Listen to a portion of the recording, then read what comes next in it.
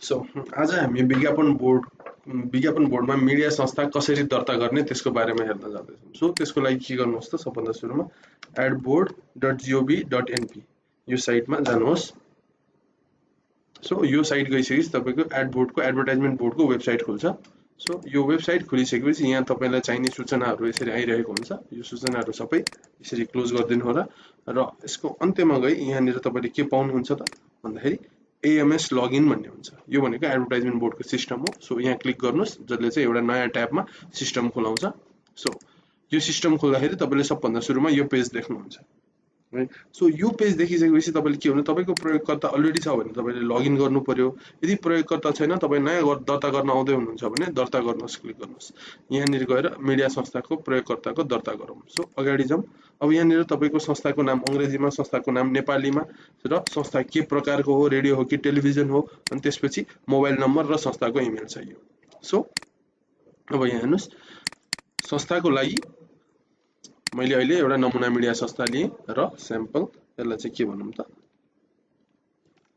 Sample media organisation भनेर राखेँ। So अब यो संस्थाको अन्तर्गतमा के छ त, टेलिभिजन छ कि रेडियो छ। सो अहिलेलाई मैले टेलिभिजन लिएँ र यो संस्थाको मोबाइल नम्बर राखिदिउँ। मोबाइल नम्बर 10 अङ्कको हुनु पर्यो र यो संस्थाको इमेल र यो संस्थाको इमेल चाहिँ तपाईँहरूले आफ्नै संस्थाको इमेल राख्नुपर्ने हुन्छ, जसमा चाहिँ तपाईँको प्रयोगकर्ताको युजर नेम र पासवर्ड चाहिँ तपाईँले पछि पाउनुहुनेछ है। सो यसलाई बुझाउनुहोस् गरौँ। र यदि मोबाइल नम्बर पहिले नै अवस्थित भएको र इमेल पहिले नै अवस्थित भएको के खण्डमा मोबाइल नम्बर पहिले नै अवस्थित छ, इमेल पहिले नै अवस्थित छ भनेर आउँछ। सो अहिलेलाई मैले स्याम्पलको रूपमा चेन्ज गरेँ, बुझाउनुहोस्।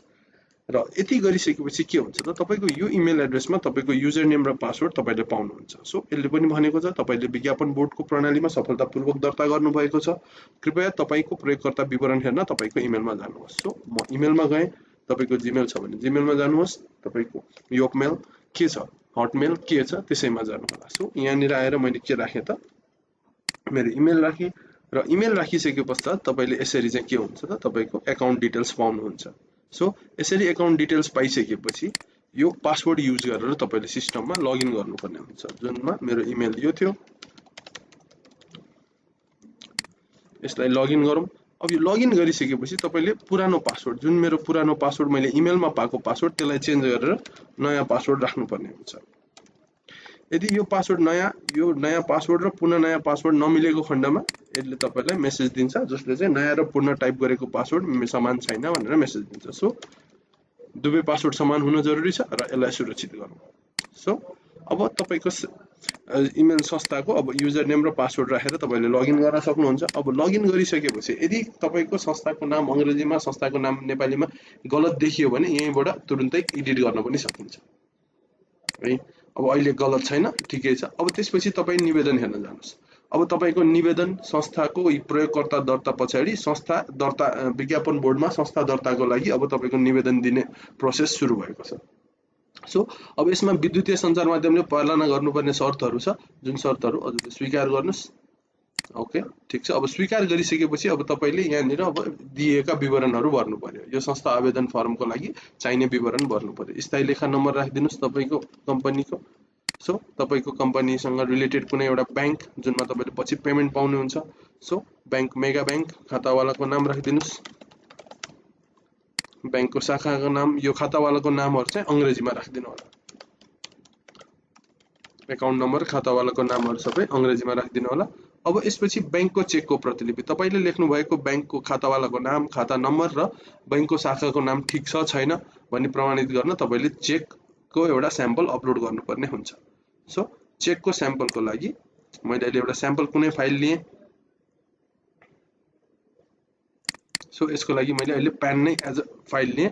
सो चेकको तपाईँले चाहिँ आफ्नो चेक बुकको कपी एउटा स्क्यान गरेर राख्नु होला। यसले एक्सेप्ट गर्ने पिडिएफ, पिएनजी, जेपिजी र जेपिइजी फाइल मात्र हो। त्यसपछि संस्थाको तपाईँको सञ्चालक समितिहरू थपिदिनुहोस्, जसमा सञ्चालक समितिमा सो मैले यतैबाट ल्याएँ यो नाम, तपाईँले यसमा टाइप गर्नु होला।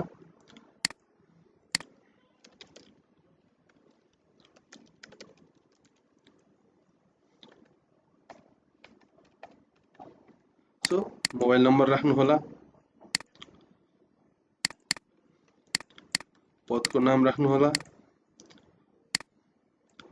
ठेगाना राख्नु होला र यो मान्छे सम्पर्क व्यक्ति हो कि हैन। यसैगरी तपाईले मल्टिपल यसरी प्लस गर्दै सञ्चालक समितिहरू अन्य पनि थप्न सक्नुहुनेछ।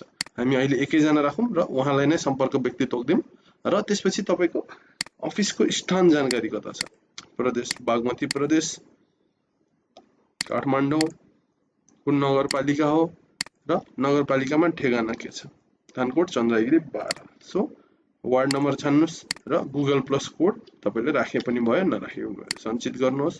सो यसरी तपाईको मिडिया संस्था सफलतापूर्वक सिर्जना भयो है। अब यो पछाडी तपाई नेक्स्ट पेजमा जानुपर्ने हुन्छ। नेक्स्ट पेजमा तपाईसँग संस्थासँग सम्बन्धित कागजात तपाईले राख्नुपर्ने हुन्छ, जसमा संस्थाको नाम, ठेगाना, सम्पर्क सहितको विवरण भएको एउटा कागजात राख्नुहोस्। यसको लागि चाहिँ म अहिले एउटा स्याम्पल फाइल मात्र राख्दै छु। तपाईले चाहिँ यहाँ दिएको नाम अनुसारको फाइल राख्नुहोस्। यसरी फाइल अपलोड भइसकेपछि तपाईले कन्फर्मेसनको लागि एकचोटी हेर्न सक्नुहुन्छ तपाईले राखेको फाइल ठीक छ कि छैन। ओके, यसैगरी संस्थाको स्थायी लेखा नम्बर देखिने, प्यान देखिने एउटा डकुमेन्ट एउटा राखे, यसलाई पनि भ्यू गर्न सक्नुहुन्छ तपाईले। यो सबै स्याम्पल फाइलहरु मैले युज गरिरहेको छु, हजुरहरुले चाहिँ आफ्नो असली फाइलहरु नै राख्नु होला। सो पब्लिक वेलफेयर यसरी हामीले मल्टिपल डकुमेन्टहरु अपलोड गर्न सक्छौं। अब यो कुनै पनि डकुमेन्ट 3 MB भन्दा ठूलो हुन सक्दैन।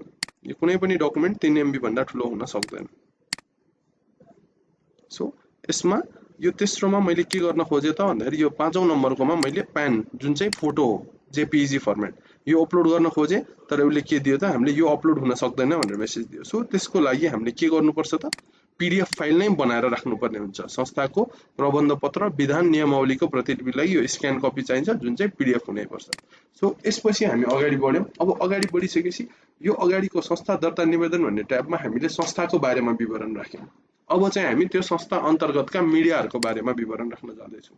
सो मिडियाको नाम, सो मिडियाको नामको लागि अहिले हामीले के काठमाडौँ टिभी भन्ने एउटा युज गर्न जाँदै छौं। सो हामी टेलिभिजनको अन्डरमा छौं। सो मैले के गरे त काठमाडौँ टिभी राखे, काठमाडौँ टिभी, यो काठमाडौँ टिभी को इमेल राखौं, काठमाडौँ टिभी @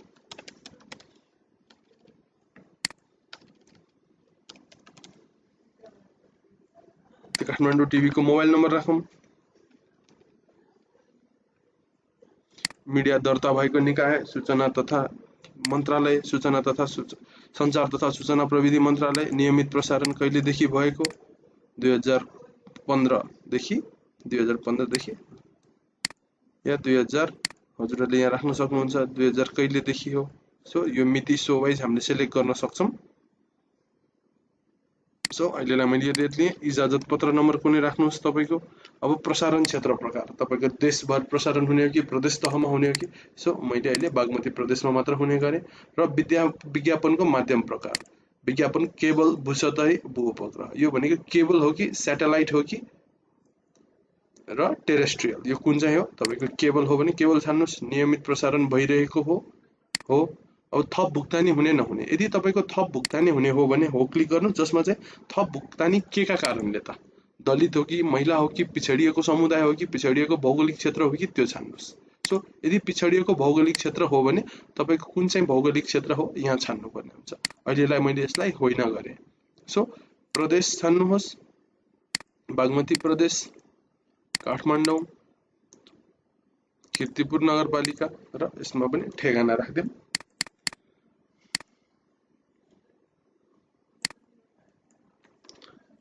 ठेगाना यो एज अ स्याम्पल डेटा राखिरहेको छौं हामीले। सो त्यही गुगल प्लस कोड के राखिदिनुस्, फेरि अर्को प्रसारण संस्था राखिदिनुस्। सो यो यसरी सञ्चित गर्दियौं। यसपछि अब हामीलाई यसमा नियमित प्रसारण भएको 1 वर्ष पुगिने देखिने कागजात चाहियो। यो कागजातहरु फेरि अपलोड गर्न सुरु गर्नुस्।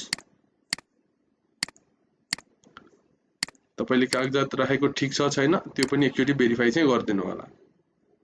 त्यसपछि हामी यहाँ आउँछौं। सबै कागजात राखिसकेपछि तपाईले के गर्नुहुन्छ त भन्दाखेरि सञ्चित गर्नुहोस् यसलाई र अब अरु मिडिया छ भने फेरि थप्नुहोस्। मिडिया छैन भने एउटा मिडियाको अन्डरमा एउटै मिडिया मात्र छ, संस्थाको अन्डरमा एउटै मिडिया मात्र छ भने अगाडि बढौं।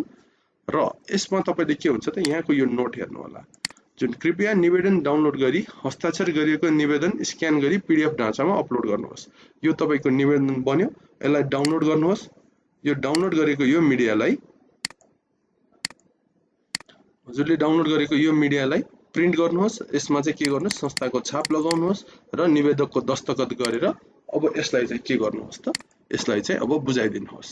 यसलाई चाहिँ दस्तखत गर्नुहोस् र यो दस्तखत गरिएको त्यो डकुमेन्ट स्क्यान गरेर हस्ताक्षर गरिएको निवेदन अपलोड गर्नुहोस् भन्नेमा क्लिक गर्नुहोस्, जहाँ चाहिँ तपाईले अपलोड गर्न पाउनुहुन्छ र यहाँ एउटा फाइल छानेर यसरी अपलोड गरिदिनुहोस् र यो तपाईको हस्ताक्षर गरिएको डकुमेन्ट हुन्छ र यो हस्ताक्षर गरिएको डकुमेन्ट चाहिँ तपाईले के गर्नु पर्यो, बुझाउनु पर्यो र यसरी बुझाइसकेपछि तपाईको संस्था दर्ता हुनलाई विज्ञापन बोर्डमा पुगेको छ। धन्यवाद।